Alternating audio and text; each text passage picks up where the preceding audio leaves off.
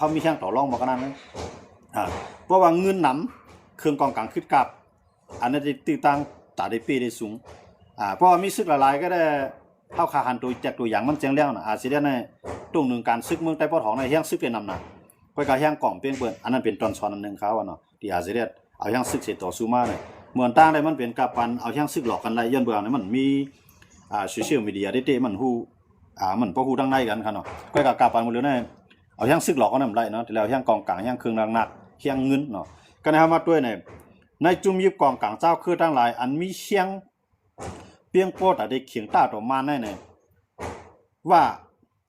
มีเชียงพร้อมคมเนาะว่าแน่มีเจ็ดจุ่ม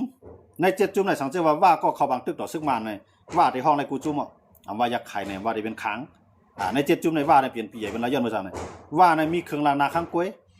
ว่าในมีขี่อยู่เปลืองหลังว่าในมีเชียงเงินการไปบางมีว่าในเข้าถึงป้าในซึกมันเข้าถึงป้ากูเจ้าคือย้อนมาจากไหนต่างว่าในเปลี่ยนอินเฮียงอันพร้อมตาได้เขียงตาซึกมันไรก็ในอาเซียนโลกสังวัตเขียงตาซึกมันได้เนี่ยพวกมาเตียนดังว่าในจ่องอาเซียนเปียงไรว่าเนี่ยเปียงไรเปียงบางเพราะว่าอาเซียนตึกมันเนี่ยอาเซียนจะได้ตึกจุ่มเดียวก็ในเพราะว่าก็ตึกมันเนี่ยว่าในที่เลยเอาอะไรจุ่มเสียเลยตึกซึกมันอันไหนจ่องว่ามาในพวกลองการซึกในมาในที่กูว่าน้ำก็กับพวกการเมืองว่ามาในที่กูอาเซียนน้ำเปิดร่างการเมืองขนาดมันเป็นยังไงเพราะว่าอาเซียนได้ซึกมันตึกกันนั้นมันเป็นจุ่มดอกจุ่มไม่ขนาดนะมันเป็นจุ่มดอกจุ่มเหมือนกันเนี่ยมาในจังปล่อยต่างหมู่ต่างจุ่มบางอาเซียนก็มีครับนะก็กับพวกเปลี่ยนว่านั่นแหละจุ่มอันตัดที่มาตึกว่านั่นเต็มมีไผนะสังว่าซึกว่าลุกขึ้นตึกต่อซึกมันแต่ว่ามันเนี่ยไปฮัดกับตีต่อว่าต่อให้ว่าอันนี้เองแห้งดันหือว่าในนี้แห้งเสริมก้าในผิดหมอกป้ามือปันของท่านชูจีก็ผิดหมอกของท่านชูจีก็กามันมาเพื่อมาแต่ได้ขายหน้าสูในเป็นนงปองจึงแห้งเลยวันเมื่อไหร่เข้าอยู่มาเลยแบบนั้นผิดหมอกซึกมันไม่หลงแรงก็พัดขึ้นมาเนาะตีปางสร้างเลยกันเนาะก็เฮ็ดลิกมาอยู่เมื่อเช้าอาเซียนก็ผิดหมอกเอาเสียได้ก็มันเป็นเขาว่ามันเป็นกลยุทธ์เขาเป็นแผนการนะครับเนาะผิดหมอกใครมากก็ยาวก็เฮาได้ลาสูว่าเขาเต็มเจ้าตั้งผิดต่างหากเนาะมันจังว่าเฮาเฮ็ดกว่าเฮาลาสูมันจังว่าคำหน้าคำตากันเนี่ยเขาแค่ตั้งผิดก็ต้องเป็นไรเนาะย้อนว่าจังได๋ว่าเฮ็ดอย่างผิดหมอกกว่าพวกมาก็ริมมาก็เลียนะมาพวกมาเนี่ยก็บอกว่าติเลยมาหันว่าเฮามีแฮงซึกก็ได้ต่อสู้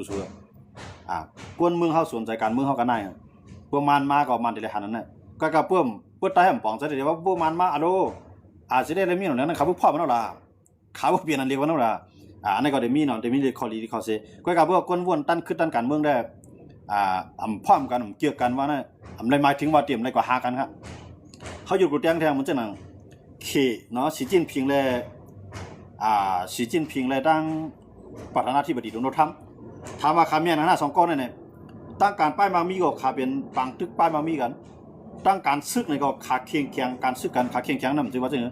ขาต่างภายในต่างเคยมาเป็นมหาอำนาจทั้ง2ฝ่ายเลยจู่อย่างนี้ทั้งเครื่องกองกลางลักนาข้างฝ่ายของมันอันนี้ก็เขาต่อสู้กันยาวก็แผนการต่อในแวดล้อมนั้นทั้ง2ฝ่ายมีครับก็กับเขาเพราะว่าเขามังกันได้ในก้วนเขาได้ตายนับล้านมันครับตายนับล้านมันก็กับเขาก็ยังอุบกันไรเขาก็ยังยิบมือกันไรเขายังเข้าหากันไรอันนี้บอกว่าการเมืองนั่นเตะอะไรว่าห้ามเมียนกันเนี่ยเตรียมอะไรทบกันห้ามเมียนกันเนี่ยเตรียมอะไรอุบกันห้ามเมียนกันเนี่ยเตรียมอะไรเข้าหากันเนี่ยทำใจเส้นหนึ่งครับการเมืองเนี่ยย้อนปืนมันเมียนกันได้มันดูอะไรเข้าหากันพวกมันเมียนกันได้ต่างฝ่ายต่างอยู่ก็ต่างฝ่ายต่างเฮ็ดเข้าหากันก็แล้วนะก็กับพวกมันเมียนกันมาเนี่ยที่คือเกี่ยขายมันดิ้นเดี๋ยวได้เข้าหากันอันในคนเมืองไทยเขาหวังก็เตรียมปองใส่ว่าอาซีเรียในกับอุมานนี่ดีกว่าใต้เขากำนำกล่องปองใส่ว่าอาซีเรียกับอุมานพวกอุมานในพวกไรมาเนี่ยแค่ดีซึกขมไรตายพวกอุมานเนี่ยไรมาเขาก็ได้เลยว่าเขาคาดใจอยู่ก็กับว่าอุมานเนี่ยแค่เลี้ยงมันมาเท่าเขากับพันดีเหรอลองเช่นนั้นเองนะจังหวะการเมืองเนี่ยเขาได้เลยด้วยกวางเขาได้เลยด้วยไก่เขาได้เลยด้วยนอกเมืองเนี่ยเปลี่ยนตัวเดียวตัวอย่างก็เนี่ยเขาอยู่ในเดียวมันยูเครนในรัสเซียเนี่ยเขายื้อกันมา10 ปีเนี่ยเขาก็ยังกะควบทบกันครับนะเขาก็ยังกะควบทบกันก็ในเหมือนเช่นอย่างอเมริกันในรัสเซียเนี่ยเขาก็เมียนกันฮะนะเขาเนี่ย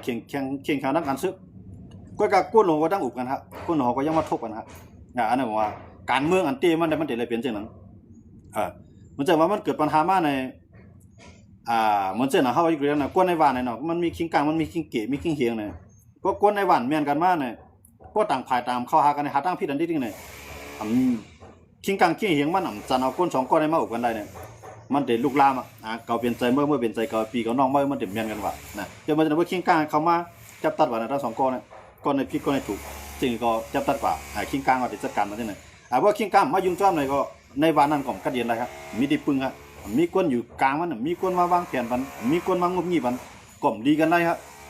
คนต่างๆการเมืองก็ยาวการป้ายบางมีก็ยาวเพราะว่าการป้ายบางมีเนี่ยพวกเขาหากันเก่ากล้าก็เก่าเมื่อกล้าก็ไม่แข่งแข่งไรพวกเขาหากันก็มีนั่นก็เดี๋ยวมาขายเมื่อมีนั่นเมื่อก่อนมาขายกันก่อนมันเขาหากันเนี่ยกันไหนพวกเขามีเงินหนามาขาวคมตื้นล่างกับขายต่างเมืองเนี่ยก็ยังมักมีหรือตื้อหรือเก่าทั้งครับจะมาเจออะไรการตีอ่ำเมียนกันนั่นอ่ำไรหมายถึงว่าตีเลยกลางกองลังเป็ดกันเตรียมไรเฮ็ดเหมือนเจ้าหนังใต้เขาอันเปลี่ยนอยู่มือปวนมาเลยต่อถึงมันมันให้ครับเนาะใต้เขาแน่อ่ำเมียนกันแน่ตึ้งเขาหากันเนาะอ่ำเมียนกันแน่ตึ้งกินข้าวหมูกันเนาะอ่ำเมียนกันแน่ตึ้งขยิงจึงมีเสียงกันเดียวอันไหนเป็นตั้งย่อมหลงใต้เขาถึงดีพอได้ชุ่มมันชุ่มเมืองมากครับย่อมเบอร์ตัวซาเขานั่นเอาไว้เป็นใหญ่มาหน้าเขานั้นไว้เป็นใหญ่โลภาเขานั้นเป็นใหญ่เนี่ยเอาตั้งทุกค่าในจับจอมพร้อมไปเขามากครับนะอันในใต้เขาคนเมืองใต้เขาเลยเปลี่ยนมาจากไหนครับเนาะแล้วยันไปจากนั้นเนี่ยว่าการเมืองในขำเมียนกันเขาคือถามว่า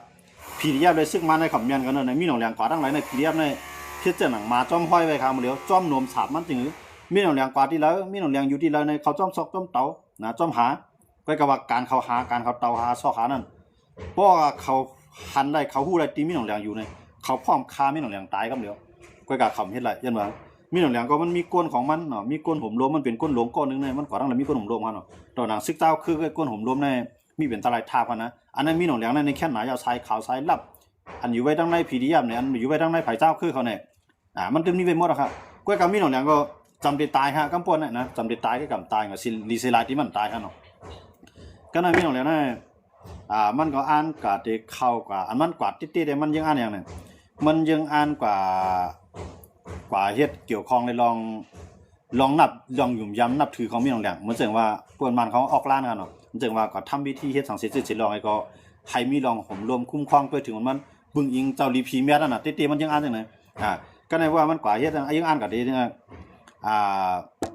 ยมีเกี่ยวมีกิ้งมันค่ะเนาะเปิ้นใต้ค่ะเนาะมีหนองแหลงนะอ่านแต่ก็เฮ็ดจังนั้นกำในจุ่มยิบกองกลาง PDF เขาเนี่ยเขาซ้ำผู้ไว้ลงหน้าว่ามีหนองแหลงในติมาเขาก็วางไว้เขาก็วางไว้เขาว่าใครเหมือนจังหนังล็อกแก๊สนะฮะเนาะเขาว่าชอบใต้ตรงเนี่ยมันเขาได้ห้องจังได๋ครับเนาะเหมือนจังว่าคล้ายๆล็อกแก๊สนะครับเนาะเอาวางไว้อยู่ใส่มันครับก้อยกะก้นของมีหนองแหลงในวัดเจ็บครับก้อยกะมีหนองแหลงในรถเนาะหมัดก็หมัดเจ็บก็เจ็บตายก็ตายหายลายกว่ากั้มหรือปอมากขึ้นทางกั้มในไล่เป็นตอกตื้อออกมาครับตอกตื้อมีหนองแหลงนะครับหมดแล้วใส่ซื้อโคฮับปล่อยมาครับมันมีหนองแหลงปล่อยที่ซื้อโคมีหนองแหลงใส่ก็มันเหมือนคือล่ะเนี่ยมันเหมือนผีเมืองเขครับเนาะผีเมืองเขเนี่ยเขาได้ใส่คู่บ่งอย่างจังกันเนี่ยใส่ซื้อโคลำซุปลงเหมือนกันทั้งมีหนองแหลงเลยพวกใครหันว่าผีเมืองเขเป็นคือเนี่ยด้วยมีหนองแหลงครับนะพวกใครหันผีมีหนองแหลงก็เป็นจังได๋เป็นผีเมืองเขครับยันนั้นเนี่ยต้องว่าข้างในเฮาก็มาด้วยต้องว่ามีหนองแหลงขึ้นมาขึ้นกำนายเนี่ยที่มีหนองแหลงขึ้นปอมาเนี่ยก็เต้ๆมันหายลายกว่าเนี่ยมันกว่าทำวิธีของมันครับเนาะตอนตาเตเอาผีตุ๊บผีตาผีหายผีเมือกเนาะให้บ่มาแกะขี้เฮ็ดกลางวันได้มันกับป้างกับผิดหมอกซึ่งนั้นเนาะก็ทำวิธีมันก็เฮ็ดสร้างซึ่งนั้นก็กล่าวว่ากำในเรื่องหรือในมาที่ซอยกูนะซอยกูเนี่ยที่เป็นภายการศึกเนาะที่เป็นภายการศึกของรัสเซียซัมมาตินิปิโตมีไผมาฮับบ่มีหนองแหลงมาฮับบ่เต็มบ่แคมเนาะอย่ามันจะไหนว่ามีหนองแหลงก็เลยปอหน้ามาครับมาฮับสะกอซอยกูครับเนาะคิงในนั้นมันเป็นภายป้องกันศึกของรัสเซียก็มาทบยากันนำมีหนองแหลงอย่าก็เลยคอคงมือกันว่าเตะโคมกันตั้งรัสเซียอะไรมีหนองแหลงเนี่ยเตะโคมกันเพียวจุ่มเขาว่าจุ่มก่อการให้เนาะอันนั้นรัสเซียเลยมีหนองแหลงเตะโคมมันเพียวจุ่มก่อการให้มาเนี่ยมันจะจุ่มก่อการให้ดีเลยครับมันเปลี่ยนจุ่มมันลูกเพื่อนในเขามักมันเป็นผู้ก่อการให้เป็น PDF เนี่ยเปลี่ยนจุ่มยิบกว่างกลางเจ้าคือจื้อลึกขึ้นต่อสู้เนี่ยว่าจะเป็นยาไข่ในคางในช่างในย่างเผือกย่างแรงเนี่ยมาในมักมันเขาจะเป็นจุ่มก่อการให้ครับเนาะแต่ว่ารัสเซียเลยตั้งซึกมาในเตะโคมมือกันที่ไหนเพราะว่ามันเป็นจังนั้นแต่ก็มันเป็นหน้าเจ้าคือติเลยต่อสู้ทางกันเนาะกำในแต่มีทางลูกาซินโกเนาะลูกาซินโกเนี่ยเป็นประธานาธิบดีของเบลารุสก่อนที่รัสเซียได้มาม่านอันนั้นได้ม่านตั้งกันเนาะมาในปี2025ค่ะเนาะก็ว่ารัสเซียในมาในปี2026กำในคิงเบลารุสเนี่ยเป็นพาลูกที่ไรมาในเบลารุสลูกาซินโกเนี่ยเมืองตั้งมันอยู่ในสหภาพโซเวียตเนาะอยู่พร้อมมันเป็นเมืองพร้อมโฮมกันนั่นน่ะเนาะในสหภาพโซเวียตก็ไม่สหภาพโซเวียตแตกปุ๊บ เมืองอ่อนเมืองอีดเมืองหลายๆเมืองเอากับโฮมจอมนาโต้กับโฮมจอมยุโรปก้อยกะอันเป็นปีละรุ่นได้แต่อำกับโฮมจอมอำกับโฮมจอมยุโรปอำกับโฮมจอมยุโรปกันอำโฮมจอมนาโต้อำย่อมออกกะก้อยกะซัมมาโฮมรัสเซียขึ้นเหมือนเก่าไงเปลี่ยนมาจากไหนดังว่ากำในรัสเซียไปตันมารัสเซียในหลุดตึกกันนั่งยูเครนเนาะแต่ว่ารัสเซียในก็ปล่อยให้ลูกาซินโกในมาลูกาซินโกในก็มันเป็นตีนเป็นมือของปูตินนั่นค่ะเลยเนาะกำในเหมือนจังในเมืองปีละรุ่นในรัสเซียที่เอาขีปนาวุธในการตั้งไว้บันรัสเซียที่เอานิวเคลียร์ในการตั้งไว้บันค่ะเนาะในปีละรุ่นในย้อนเบื้องนะปีละรุ่นในมันได้จับเหรียญดินกันตั้งโปแลนด์เนาะทางตั้งหนึ่งในจับกันตั้งยูเครนกำในโปแลนด์ในยูเครนนั้นเป็นอุลีกันกำในหนังคือว่า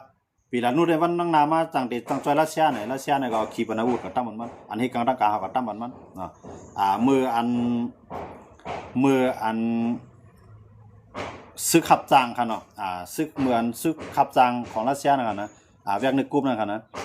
เมื่อคิงนั้นปลายกว่านะในเมื่อเขามีปัญหาทางรัสเซียเสร็จแล้วมันปลายกว่านั้นเนี่ย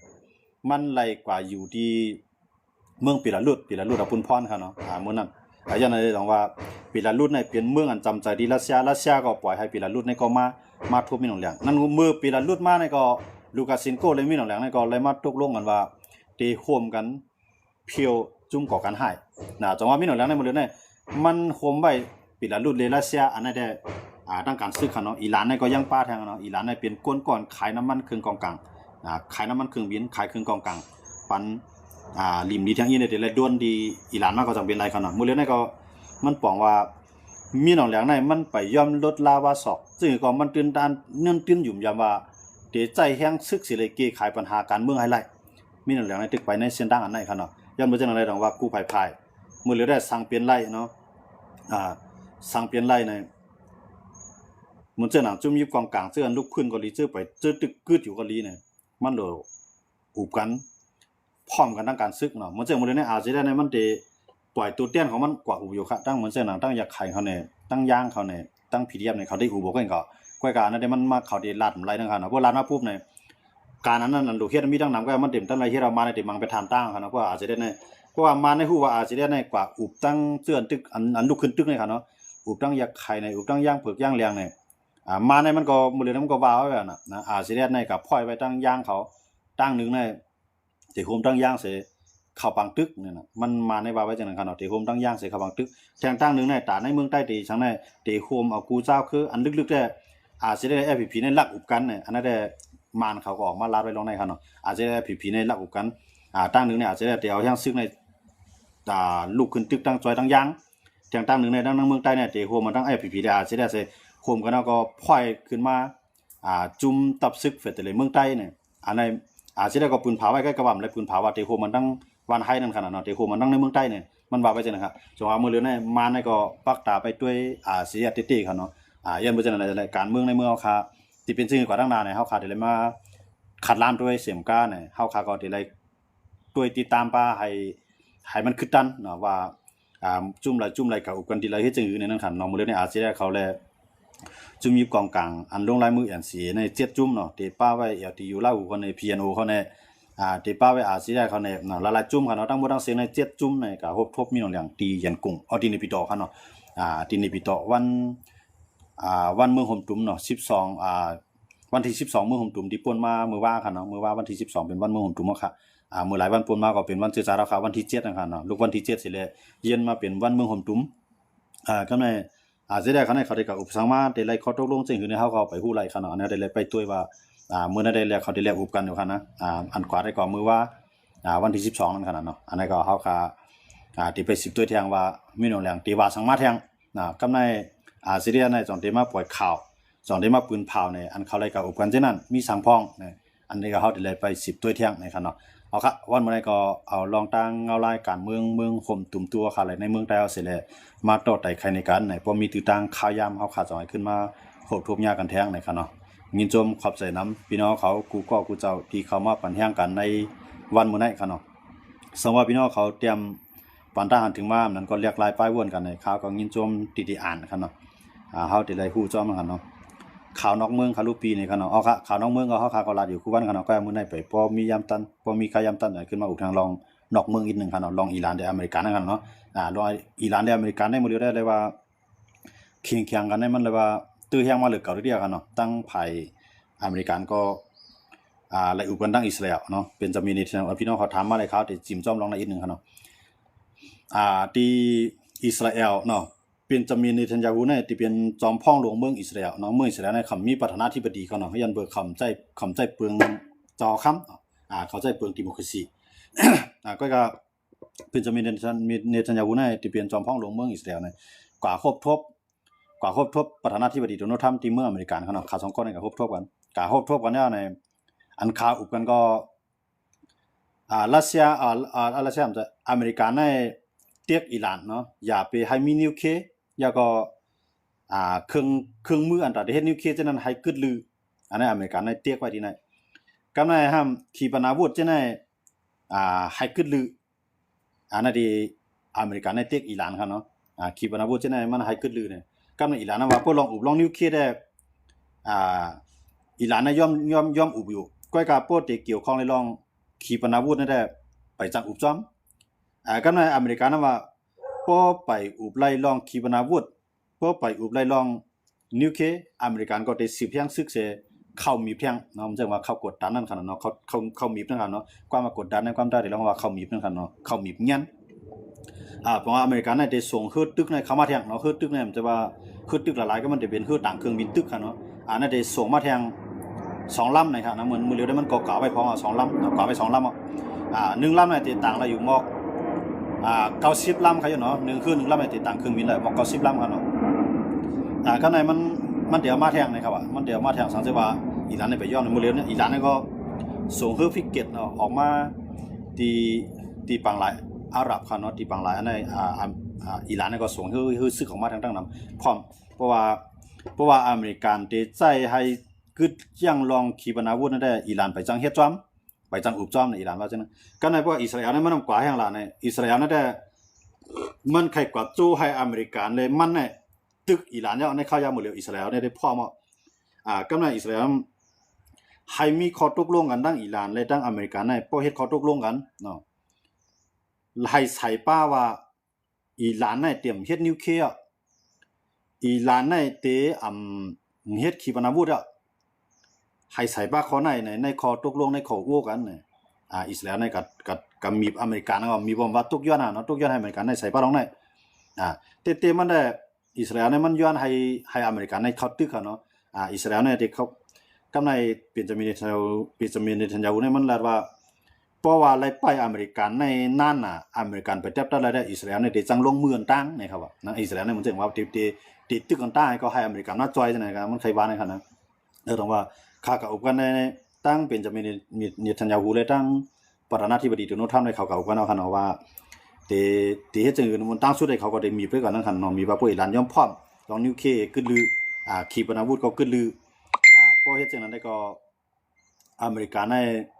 เพราะว่ามันตกลงกันได้นะครับเนาะสังว่าอเมริกันและอิหร่านก็เตรียมได้ตึกกันอิสราเอลและอิหร่านก็เตรียมได้ตึกกันก็กับเพิ่มตกลงราย1ขีปนาวุธก็ตึกได้คัดใจเฮ็ดอยู่อันนั้นแน่นอนอิสราเอลเราตื่นเตรียมปานให้มันเกิดขึ้นก็ในขีปนาวุธเขาว่าขีปนาวุธทิ้งโตนะครับเนาะทิ้งโตเนี่ยมันแสดงว่าเลี้ยงเป้ามันดีๆใจ GPS มันแสดงว่ามันตั้งตีมาไว้ทีไรนี่มันก็ตกให้ที่นั่นให้กึดลือขีปนาวุธตัวไหนเนาะมันขีปนาวุธมันตั้งยื้อไกลมันก็ยื้อไกลนะครับเนาะมันแสดงมันยื้อในเมืองอิหร่านมาถึงในเมืองอิสราเอลนี่ก็หลายเฮงลักคั่นเนาะหลายเฮงลักป้องคั่นนะก็ในอิสราเอลว่ามันบ่มีรองผมรวมตอนตาอิสราเอลให้อิหร่านให้กึดลองในอิสราเอลก็ตกย้อนที่อเมริกันให้อเมริกันนี่ก็อุปตัวอิหร่านนั่นคั่นเนาะก็ในทางนึงก็อิสราเอลให้ใส่ป้าคอตกให้ใส่ป้าขอตกลงอันว่าเตอำไล่จ้อยฮูตีเตรียมไล่จ้อยฮามาสเตรียมไล่จ้อยฮิซบุลลอฮ์ให้อิหร่านเนี่ยยอมรับปากที่ไหนย้อนไปสังอิสราเอลก็ย้อนตัวไหนล่ะเนี่ยย้อนไปอิหร่านเนี่ยเปลี่ยนเงาอันจ้อยแถมฮามาสอันจ้อยแถมฮูตีอันจ้อยแถมฮิซบุลลอฮ์กำในฮูตีเนี่ยห้ามอยู่ไกลอยู่ใกล้กับมันยื้อใส่เมืองอิสราเอลไล่กำในฮิซบุลลอฮ์เลยดังอิสราเอลในเมืองเขาซ้ำติดกันกำในฮามาสและอิสราเอลก็ติดกันเขาจะห้ามเลยตั้งจ้อยแถมที่อิหร่านย้อนไปจังได๋หนังหืออิสราเอลเลยต่างเจ้าคือนั่นต่างเมืองนั่นมันจังนั้นต่างจุ่มเตรียมฮัดมาตึกอิสราเอลนั่นน่ะให้อิหร่านลงลายมือกับป้าว่าเตรียมจอย3จุ่มได้ในถามว่าสิเปลี่ยนแล้วมันก็เตรียมเปลี่ยนอะไรคั่นเนาะจังเบิ่งนะเหมือนจังนั้นอิสราเอลก็มีอยู่อีหลีอิหร่านก็มันก็ตึ้งโดมีอยู่อีหลีนั่นหั่นเนาะจังเบิ่งก็ในเพราะว่าอิหร่านเนี่ยอิสราเอลก็ฮู้ว่าอิหร่านเนี่ยเตรียมเฮ็ดจอมอะไรค่ะขอตกย้อนโดนได้คั่นนะก็มันก็ ให้โดนัลด์ทรัมป์ในกับตกย้อนป้าเนาะยันเมื่อโดนัลด์ทรัมป์ในเป็นก้นก่ออุบิลันนะอิสราเอลเนี่ยมันใจก้นก่ออันอุบิลันกำซื้อมันเป็นก้นก่ออันจ้อมอเมริกันเลยพร้อมเข้าปังตึกจ้อมอเมริกันอันนั้นก็กว่าเข้าปังตึกก่อนตั้งเสด็จให้อเมริกันในจอยมันอิสราเอลมันเป็นมันเป็นตัวมันเป็นก้นพร้อมตึกก็ไรพร้อมจอยก็ไรนั่นขนาดเนาะมันใครมันเป็นจังนะแต่ว่าก็อย่าไปให้มันเป็นเพศมันเนี่ยมันซ้ำกับให้อเมริกันในโดนัลด์ทรัมป์ในก็อุปนักเนาะแต่ว่าที่นั่นได้ลงอิหร่านได้อเมริกันนั่นตื้อตั้งแต่ที่ตื้อกันใน2เมียเนี่ยได้ก็เลยว่ามีสูงอยู่ค่ะย้อนเบื้องเนี่ยมันใจความกับอเมริกันและอิหร่านเขาในตกลงกันหลายอย่างเนี่ยเพราะว่าแน่นอนโดนัลด์ทรัมป์ได้ว่ามันเป็นพ่อนดีนิวเคลียร์ก็ห่มเฮ็ดอ่ะน้ำมันก็อเมริกันมากขุดละนะเพราะว่าอเมริกกำไรการขายนั่นก็อเมริกันปืดวันอิหร่านเนี่ยเพราะว่าเขาตกลงโดนัลด์ทรัมป์เนี่ยมันได้เฮ็ดอ่ะมันได้เฮ็ดจอมอิหร่านเนาะจังเบิ่งมันในโดนัลด์ทรัมป์เนี่ยป้ายมามีเป็นใหญ่ก็จะได้เอาลีเป็นใหญ่ก็กับอิสราเอลก็ฮู้ลีว่าเป็นจะมีเนทันยาฮูในมันฮู้นำใจของโดนัลด์ทรัมป์เพราะว่าโดนัลด์ทรัมป์เนี่ยมันเจ็บตัดว่าก็เลยอิสราเอลเนี่ยมันก็ยุ่งจ้อมก็ลาจ้อมเนี่ยมันจังเจ็บตัดพี่เด้อเนี่ยจังว่าอิสราเอลเนี่ยเขาก็มีมันให้เฮ็ดจ้อมนั่นคั่นเนาะมีกลมวางเอาก็ตกย้อนนั่นคั่นเนาะยันเบอร์โอ้ยลีอเมริกันอันจำใจอเมริกันที่สุดตั้งตะวันออกกลางเนี่ยมันมีเมืองหลายอันจำใจที่สุดก็เป็นอิสราเอลเมืองเจือนอเมริกันก็ตั้งไว้ในเมืองเขาซินั่นแหละมันเป็นอเมริกันมีเฮียงเสด็จกับกุ้มเขาไว้ก็เฮาจังว่าเฮาได้มาจอยซัวตับซึกอยู่ในเฮาก็ได้จอยเฮาได้ตั้งตับซึกในเมืองซัวหมอกกันนั้นก็กะบ่เปลี่ยนเพมาเขาจะได้เต็มจอยอเมริกันครับก็กะอิสราเอลเนี่ยบ่เปลี่ยนเพมาเนี่ยมันได้จอยอเมริกัน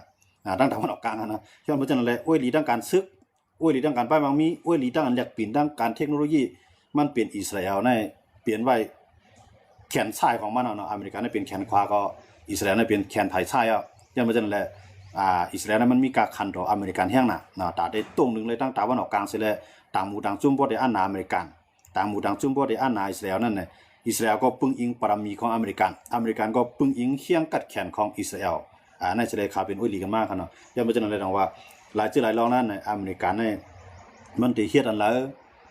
มันก็ที่ไรใจใหญ่อิสราเอลตั้งตะวันออกกลางเนาะว่าไม่ตาได้เคียงตาต่อตั้งรัสเซียเขาทางเนี่ยขี่เขาเนี่ยอเมริกันเนี่ยก็ป้อมมียุโรปมันก็เฮียงก็เต็มเปียงโป้นั่นค่ะเนาะอเมริกันเนี่ยหัวนับกวนมันใจนำดันขี่เขารัสเซียเขาเพราะว่าขี่เขารัสเซียเขาอินเดียเขาคู่มือกันไล่ในเขาจะในเอ็นเฮียงก็ใหญ่แผ่นดินก็กว้างกำในอุ้ยดีเขาก็มีเทียงในเพราะอเมริกันนั้นมีอิสราเอลมียุโรปในอเมริกันก็เตรียมแข่งแข่งในที่นั่นค่ะเนาะจังว่าอเมริกันเนี่ยตัดที่เป็นมหาอำนาจเนี่ยได้รักษาอุ้ยดีไว้พ้องตั้งแต่วันออกกลางเอาอิสราเอลเนี่ยเป็นมาเป็นตัวตั้งไว้หนังคือต่างซุ่มเตรียมฮัดแข่งต่ออเมริกันนะครับเนาะมันเช่นหนังซาอุเขาในUAE เขาในกาตาร์เขาในจอร์แดนเขาในคูเวตเขาในหนังคือเขาเช่นเตรียมลุกขึ้นมาแข่งข้อต่ออเมริกันนั่นจังว่าเอาอิสราเอลในไปมีเขาเช่นในก็ว่าอะไรครับย้อนมาเช่นนั้นว่าเฮาคำมาด้วยในอ้วยลีอันว่านั้นมันจะว่าได้ไรกลมความเฮ็ดจอมกูลองอ้วยลีนั่นที่ไรเอาให้มันเป็นพ่อนี่สูงสุดตอนตัดซื้อเฮาคือเฮาวานเฮาเมืองเฮาเฮ็ดก่อกันกว่าก่อนมาเฮ็ดก่อเฮานั่นก็ให้เป็นพ่อนี่ต่างเมืองมันสิได้เฮ็ดก่อกันกว่าโดยภายไรก็มีลองรู้ซุมมีลองเก่านำเลยเมื่ออีหรือเก่ามันมีนั่นขนาดเนาะเพราะว่าจะได้เป็นอ้อยลีกันเตะเนาะอันนั้นก็ใครผักมันแทงป้าว่าปฏิไม่สูงซึ่งแต่เข้าใจมาว่าความว่าอ้อยลีในเนี่ยเฮาก็ได้เอาลาดลองเมืองเปิ้นที่มาแตกนึงนี่ตับซึกใต้เอาทั้ง2ฝ่ายกันเนาะมันจะหน่อยยกตัวอย่างว่าปฏิไม่สูงซึ่งใต้ได้มีอ้อยลีนำเลยเปิ้นก้อยกะปฏิไม่สูงซึ่งใต้ได้มันอ้อยลีในมักมันเฮ็ดสังก็ไล่อันเป็นอ้อยลีเฮานั่นก้อยกะเปิ้นเฮาก็เฮ็ดเปิ้นซ้ำหามอันนั้นได้มันไปใจอ้อยลีจางๆเนี่ยได้วนมีทัศน์กว่าแทงเขาเนาะใครมีว่าปฏิไม่ซึ่งได้เขาก็ติฮู้ขึ้นตั้งเงาลายเมืองเปิ้นเรียนกันจังหือมันซั่นน่ะปฏิไม่ซึ่งได้เฮ็ดก็อ้อยดีเนี่ยเอาเมืองเฮายอกย่อยกว่าอันไหนๆเฮาได้ไล่ขึ้นเมสร้างอ้อยดีอันเป็นอันสู้ได้ไล่พรดีก็ว่าเฮาซ้ำไล่ตั้งขีนั่นแหละมันไปใจอ้อยดีมันเปลี่ยนอ้อยดีเจ้าทองได้เนี่ยอันนั้นได้มุมมองว่าปฏิไม่ซึ่งได้เขาก็ติดตัวเมืองเปิ้นเสเปิ้นเป็นอ้อยดีมีจังหือเนาะเฮาอยู่แล้วมันจังอเมริกันในอิสราเอลเนี่ยถ้าเป็นอ้อยดีกันแน่อเมริกันก็มีลองสู้มังเขาโลอิสราเอลมีลองสู้มังเขาแหละไล่ทั้ง2ฝ่ายเนาะก็ในปฏิไม่ซึ่งได้เป็นอ้อยดีในเปิ้นได้ไล่กว่าคุดเฮคุดคำริมดีว่าตั้งนามาในเปิ้นได้เตียงนำขายเอาไผผ้ามือขายแทงก้นเมืองเฮาเปิ้นให้ที่อยู่ที่กินเฮาเปิ้นหิมเฮาสามารถอ้อยดีอะไรถอยได้มันไปใจอ้อยดีเนี่ยอันนั้นได้ไล่เรียบเพียนท่าทางด้วยแทงอีกนึงนั่นขนาดเนาะก็ในเหมือนเช่นสิได้มีอ้อยดีเนี่ยก็เหมือนเช่นเอาย่างเข้ามาอยู่ในเมืองใต้เนี่ยย่างเลี้ยงเข้ามาเนี่ยย่างเผือกเข้ามาเนี่ยอาจจะได้ก็ไปแล้วเข้ามาเนาะสังว่าเนี่ยบางตื้อมันก็ตึกอยู่ก้อนเดียวมันเนี่ยบอกว่ามันเปลืองทั้ง2ก้อนมีอ้อยดีก็กับว่าอ้อยดีนั่นพอสูมีเพเฮาจอยหลายพอเฮามีเพสูก็หลุดจอยเฮาหลายเพราะว่าเมืองเฮาในก็เดียนอยู่สู่เตรียมเลยมายุง ในนาทีสุนันก็เรียนอยู่เขาก่อนหนุ่มจุงเพราะมันมีเพียงมาเขาเดี๋ยวไรส่งยังสิกาจอยอันนั้นเป็นอุ้ยลีอันเจ็ดจังอุ้ยลี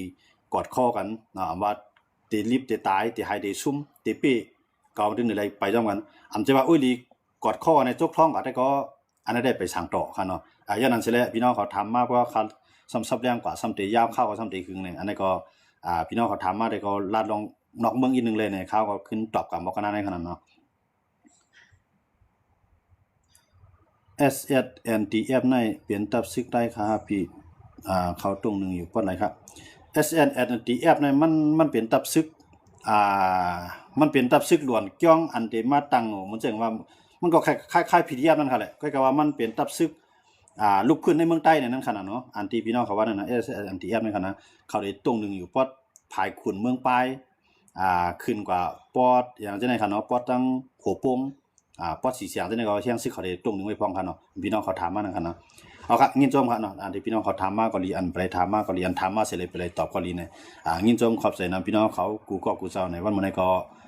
ย้อนในตรงตักหมายสูงกันเสคัดเสนาการเผยนาการมันครับเนาะวันมื้อนี้ก็เตย้อนกลีที่ในเสหมายสูงทางกำนึงครับหมายสูงกูก็สิกำในครับเนาะหมายสูงครับ